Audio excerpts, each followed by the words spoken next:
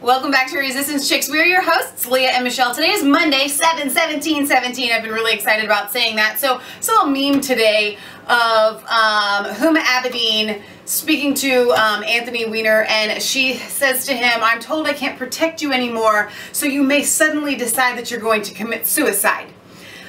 Because that's what happens when you know the Clintons or you try to go up against them. You may suddenly decide, you know what, I don't want to live anymore. It's too hard. Life is too much for me to live. I'm coming after you, but you know what? No, I should just kill myself.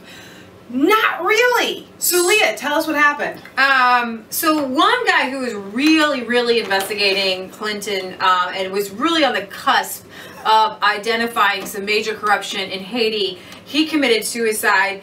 Friends and family say he was happy about life. He was getting ready to open up, a restaurant or something. We're going to cover that into detail. First, I want to take you to this guy right here who, GOP activist who sought Hillary Clinton emails, killed himself. His body was found in a hotel room located across the street from the Mayo Clinic. Peter W. Smith, a Republican political activist and financier from Chicago, who mounted an effort to obtain former Secretary of State Hillary Clinton's emails from Russian hackers, died on May 14th. Now, why are we bringing it to you in July? Because I guess the Chicago Tribune just came out with the cause of death, which was asphyxiation in a hotel room with a suicide note. He was 81 years old. Mr. Smith's body was found in Aspen Suites Hotel, located across the street from the Mayo Clinic, and it's not clear who actually found the body. He died, clear. But what the key is, he died 10 days after an interview with the Wall Street Journal. Don't go to the Wall Street Journal. Because they're going to narc on you. Don't go to the New York Times. They're going to narc on you too, and they're going to tell the Clintons. In which he recounted his attempts to acquire what he believed were thousands of emails stolen from Mrs. Clinton's private email server, and he implied that Lieutenant General Michael Flynn, then serving as the National Security Advisor, was aware of his efforts. Then it goes on to say that his suicide note said, "Don't worry. Don't worry. No foul play whatsoever. I mean to commit suicide because my life insurance is going to be up soon." So whoever wrote that note gets an A for creativity. Gosh. Wow, because that's exactly what you would put. Exactly. So, lesson learned, children. Don't, if you've got information on the Clintons, don't take it to the mainstream media. That is an unfortunate slip up on his part. Well, yeah, exactly. So this is where I want to take you to, and you stick with me. I'm going to take you to the Clinton cash clip on Haiti because it's really interesting. It's about 13 minutes long. We're going to play the whole thing. You can watch it if you don't want to watch it. I would. It's highly interesting. I mean, it just blows my mind. Anyways, here's this guy. He is a former Haitian. He's former because he's dead now. Klaus Eberwein was found dead in a motel room earlier this week from a gunshot wound to the head. What's suspicious about the suicide? He was set to testify against the Clinton Foundation. It's embarrassing. It's just too much for me. I have been going after the Clintons and going after the Clintons. I have just decided that when I have all the information and all the evidence, I'm just going to kill myself. It is embarrassing. I don't understand. It has gotten to the point, and again, we say this a lot here on Resistance Chicks, when the devil comes at you with a pitchfork and horns, you can actually identify him as the devil instead of coming as an angel of light. The Clintons are full coming out with their pitchfork, with their horns. They have to know. I mean, unless the guy was that anti-Clinton and he's thinking to himself, all right, maybe if I kill myself, they'll think that the Clintons did it, and it'll be another tick on the Clinton list, and that will really help take them down. Probably not. No. Okay, so he's found dead Tuesday in a South Dade motel room in what the Miami-Dade medical examiner's offices are ruling a suicide. He shot himself in the head. It's really shocking. Munch's owner, Gilbert Bailey, says, "We grew up together. He was like family." This guy last spoke to Eberwein 2 weeks ago, and he was going to spirits. They were going to start, they work on opening a restaurant. Munchies. During and after his government tenure, Eberwein faced allegations of fraud and corruption on how the agency he headed administrated funds. Among the issues was the FAE's oversight of shoddy construction of several schools built after Haiti's devastation. Eberwein was scheduled to appear Tuesday before the Haitian Senate's Ethic and Anti-Corruption Commission. The head of the commission, Senator Evarle Buplan, confirmed the commission is investigating the management of Petro-Carib's funds, the money Haiti receives from Venezuela's discounted oil program. Strange how people associated with Clintons mysteriously end up dead. There's a huge list of people connected to the DNC that ended up dead in the summer of 2016 alone. Here's, I'm going to kind of go over a few of these. There's just so many people. You've got, I'm going to link to this because there's a long list. On July 3rd, 2016, Sean Lucas and filmmaker Ricardo Villababa served the DNC Services Corp and chairperson Debbie Wasserman Schultz. No. You know that woman, you know, when you look at her, you just know she's, the eyes she's coming back plotting to you to kill are you. the devil. Exactly.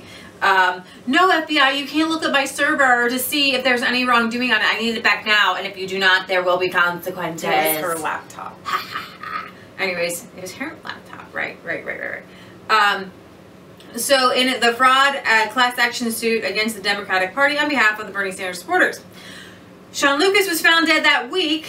Lucas's death followed the death of 27-year-old Democratic staffer Seth Rich, who was murdered, right? And then on June 22nd, former UN official John Ash accidentally crushed his own throat. Okay, hang on. I don't mean to laugh because this is awful that people are dying. But the sentence that made me laugh is accidentally crushed his own throat. Oh! And died a week before. Are these coroners like paid off or what? I mean, you don't get a coroner that says accidental death by self-crushing of the throat. And died a week before he was scheduled to testify against the Clintons of the Democratic Party. I mean, these people are so bold. Why are we doing Russia collusion? And if all these people ended up dead who were investigating Donald Trump, my God. Nobody's dead investigating Donald Trump because there's nothing to investigate. Oh my gosh. John, dear God, make a movie of all these people, please. God doesn't make movies, but somebody out there that's watching these. You know he made the 10 Commandments with Charlton Heston. Yeah. He can make one about corruption. Sure. He crushed his throat while exercising. Oh my God. So I have to tell you that the Clintons, the they're not even good at this. No. The Clintons hitmen are good. Well, no, it's the people they're paying off, I think. Yeah, that's They're true. paying off the coroners. You don't death by accidental throat crushing. Exactly. Well, so I'm going to play this real quick. Everyone was scheduled to appear no Tuesday before the Haitian Senate death Ethics and certificate ever. Anti-Corruption Commission and testify on funds stolen from the Haitian government tied to donations to the Clinton Foundation. However, he was found dead with a gunshot wound to the head. He looks like a really depressed guy. His death has been ruled as suicide. It's been reported that Eberwein was to testify that the Clinton Foundation had misappropriated funds meant for disaster relief in Haiti. According to reports, Eberwein had previously stated that only 0.6% of the funds collected for Haiti actually made it into the hands of Haitians, and that the remaining $5.4 billion had been funneled to other organizations. Eberwein was quoted as saying in a protest outside of the Clinton Foundation headquarters that, quote, "The Clinton Foundation, they are criminals. They are thieves, they are liars, they are a disgrace." Friends and family are shocked, saying he had planned to open a restaurant soon and was in good spirits. The Haitian government will be flying flags at half-mast on July 18th in recognition of his service. For Cernovich Media, I'm Devin. Now, if you'd like to go with us, please do, because I brought up this clip from, if you haven't seen the whole Clinton cash thing, please do, because I was going to go over a few of the Clinton-esque evil escapades, and I'm just going to read a few headlines. Remember, in 2010, there was an earthquake that leveled much of the Haitian capital and killed almost 200,000 people, and Bill Clinton got on and said, send us all of your money, we'll take care of it, right? So then the State Department personnel gave special attention to the Friends of Bill, literally in the emails, it's FOB, Friends of Bill, and WJC, you know, for William Jefferson Clinton VIPs, and you can see them in the emails. Need you to flag when people are friends of WJC, and it just talks about all the different people who are close friend of Secretary and former President. But it goes on and on and on. Who got deals? There was Dennis O'Brien, who is the CEO of Digicel, who pretty much just fleeced the people in Haiti. I think he's from Ireland or Scotland or something like that. So Band wrote to a Clinton Foundation staffer to get on this. Band asked Desai to please get on this, telling O'Brien never a bother. It goes on to say, I'm going to give you special attention. The Clinton Foundation forwarded the request to the State Department, and the request was pushed up the chain of command at the USAID.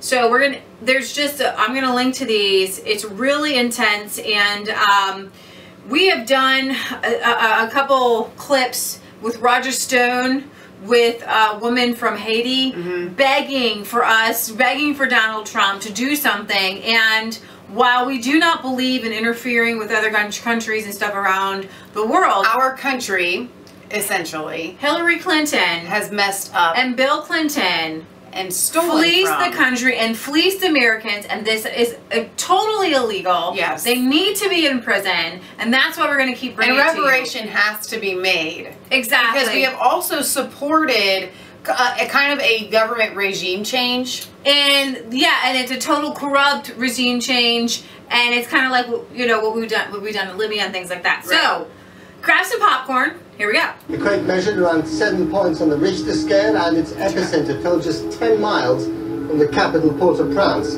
Haiti's ambassador to the US has described the event as a catastrophe of major proportions. So far, we have no information regarding the casualties. The war is coming to an end!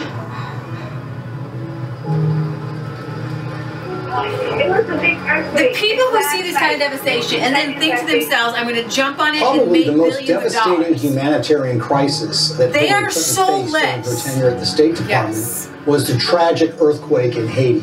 To see, you know what it is, because they hate people. It happened in January they of want 2010. them dead. Literally in a So matter of it's like seconds, exterminating ants 250,000 or people were roaches or estimated to something have to them. died, Yes. and a large portion of the Haitian infrastructure and economy So if was you just could decimated. eradicate a bunch of bugs and make billions It of dollars, was wouldn't a you? crisis Sure. on a massive scale. A lot of our viewers sometimes ask when we United post States things is like this, offering do you our really full think there's assistance no way to Haiti anybody and could be to this others corrupt? in the region?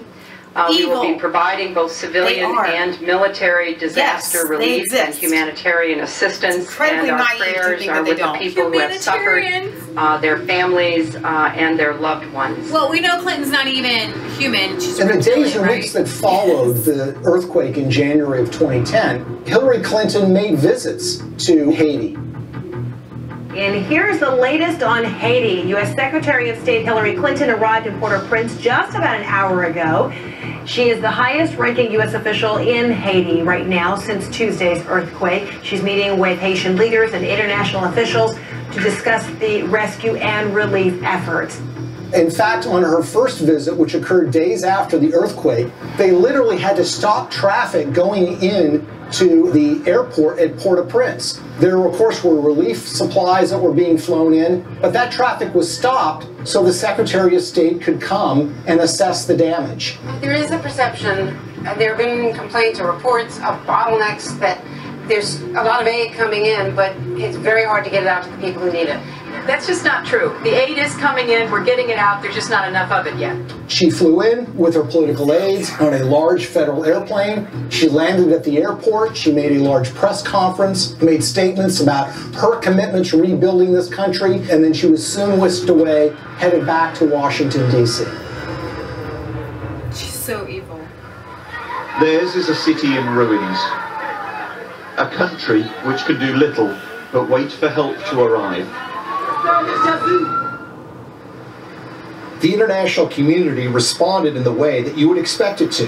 That is, large amounts of money were committed, up to $13 billion Because from there are international people that relief are good, and they organizations. do care. And of course, you had the official role of the State Department, which would be Americans were on, like, there was a telethon that Bill Clinton had put, and said, so send your money to our foundation, we'll make sure it gets to Haiti.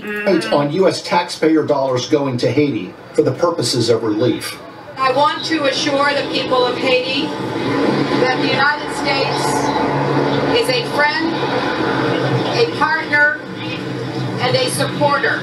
Hillary Clinton's State Department would oversee the reconstruction effort, with Chief of Staff Cheryl Mills responsible for the allocation of U.S. tax dollars through USAID. And Bill Clinton, already appointed Special Envoy to Haiti for the United Nations, was named co-chair of the Interim Haiti Recovery Commission, along with a former Haitian Prime Minister. I hope it will be rebuilt in a much stronger and more sustainable way, and I think the Haitians want that. So this was clearly a Clinton operation from the beginning. Now the Haitians had their own ideas about how best to rebuild their country. They wanted new roads. They wanted buildings rebuilt. And that's what you would expect. Yeah. This is how you recover from an earthquake. The problem is that the Clintons had their own agenda. The interests of major donors who had a vested interest in spending that money in Haiti in ways that would benefit them. Yeah, how about that? And so you immediately had this clash between the Haitians and the Clintons. And Haitians complained almost immediately that they were shut out of the decision-making process. That it was real. Because you are the little brown people and you don't have enough intelligence. We the Clintons, we tell you what to do. Bill Clinton and a few of his friends that were calling the shots in the IHRC. And they made some monumentally bad decisions that not only didn't benefit the Haitian people, but ended up putting money in the pockets of major Clinton donors who had economic stakes in Haiti. We have been united behind a single goal: making investments in this country's people and your infrastructure. So it's a classic example of what some people call disaster capitalism. Doesn't know how to do anything but lie. Disaster capitalism, in that a natural disaster creates opportunities for rebuilding to take place, but also for self-enrichment to take place. And if you look at the Clintons and the promises that were made and the results that actually followed, it is a tragic story of crony capitalism gone awry. And they're supposed to be anti-capitalists.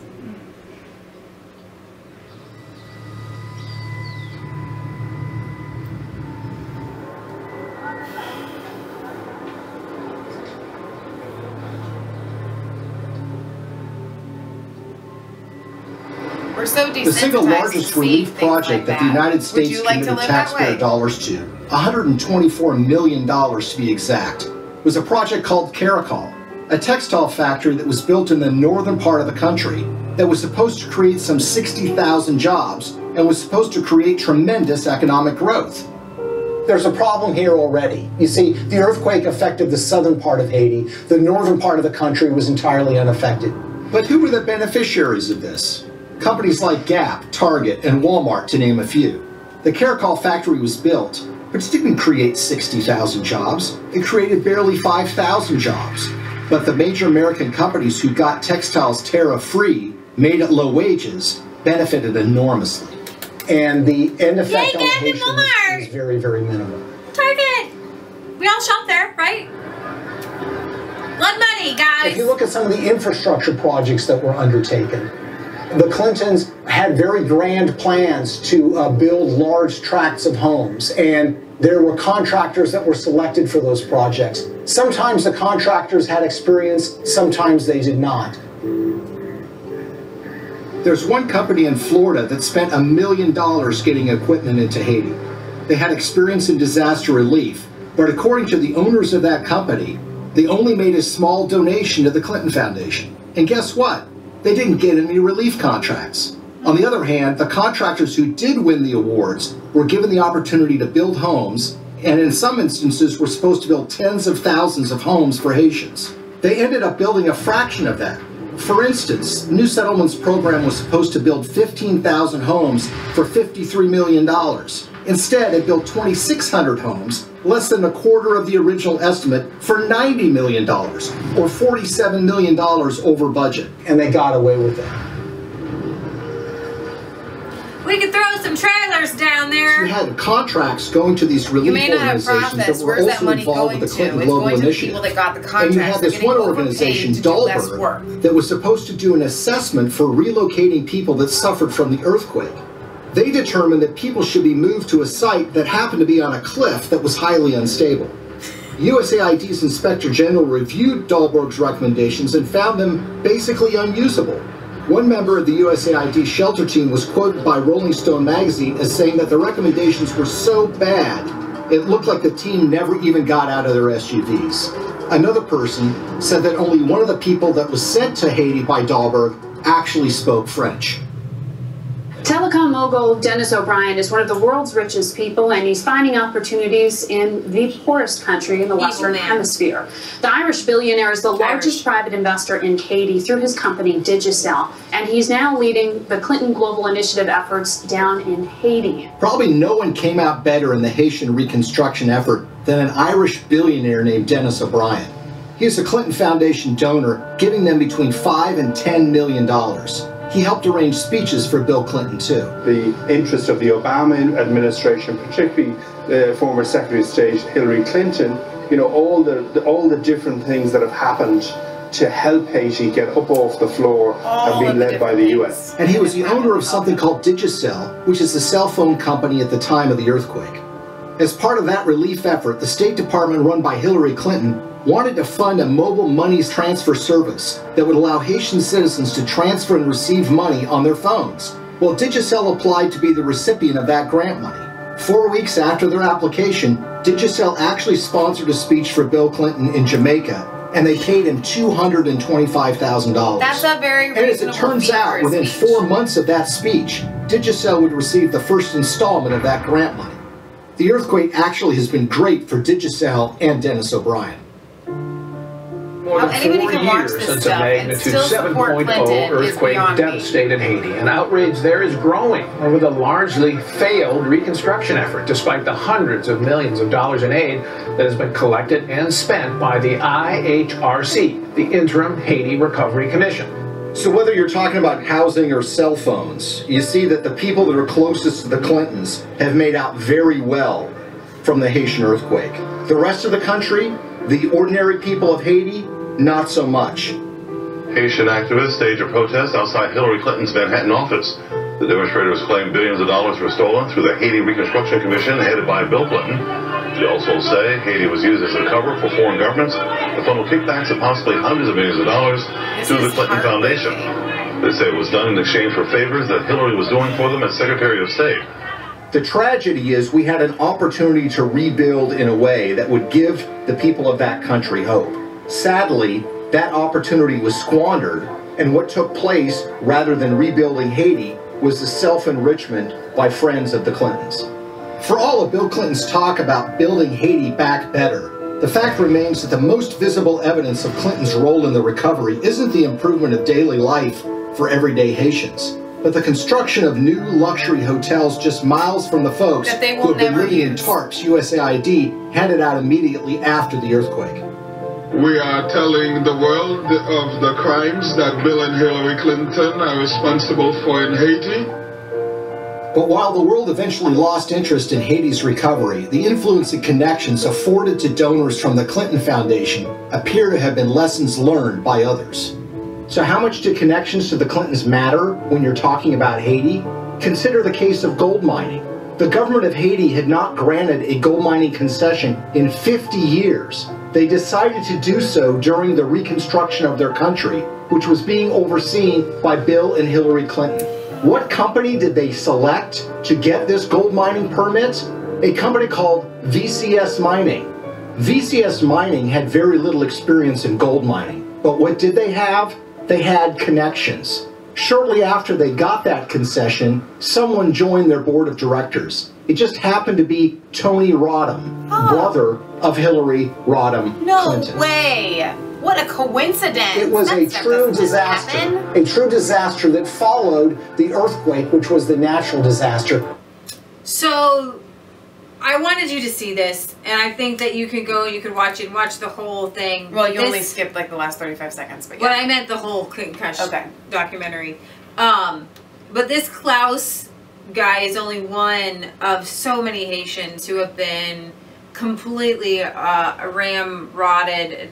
Here's the thing, and like I just said earlier, how any person can watch this and be aware and still be a Clinton supporter is beyond me. Here's the truth. most people that support Clinton either have their head in the sand and they don't want to hear it, so they refuse to listen to the information, okay, or they just don't know. Now, what was going to happen probably with Klaus Eberwein was that he was going to expose it in such a way that people were going to be forced to pull their heads out of the sand and listen and hear the truth about what the Clintons did, and it was probably going to really bring this to a forefront, and that is why he was murdered. It was not suicide. You don't have to be a coroner. You don't have to be an investigator. You can just know this was murder.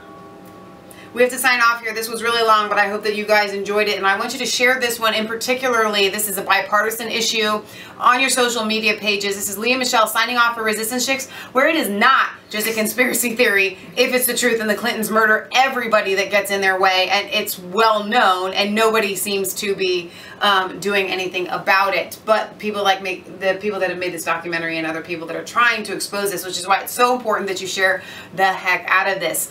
This is Leah Michelle. Don't forget to find us on Facebook, Twitter, VidMe. We go live every Friday on our Mass Faith 3 channel between 6 and 7 Eastern Standard Time, so find us here then. We love you guys, God loves you, and God bless.